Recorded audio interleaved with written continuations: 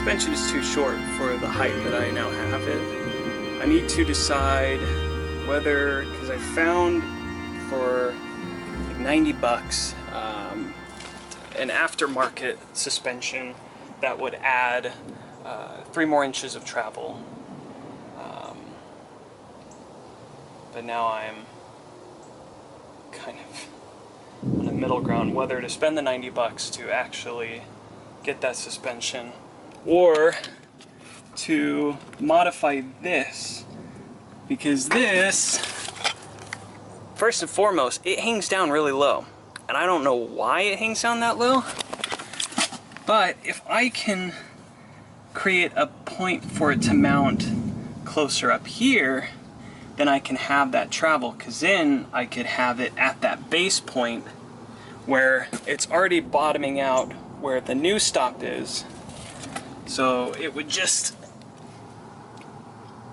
be the same as before, but then I can eliminate the whole bottom of this because it sticks out like a sore thumb.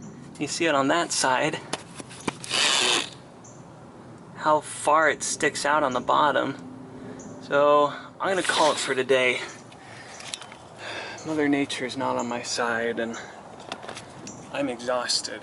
This is such a tough process with getting it cut down, adjusting the notching, and actually getting it where I want it.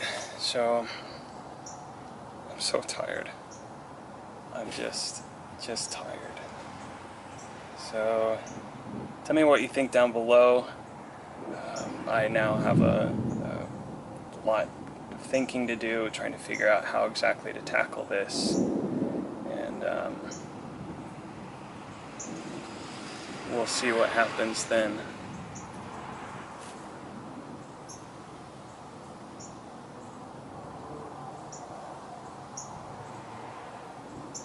So don't forget to like the video if you made it this far. Give it a like, and like the video if you don't want me to be struck by lightning.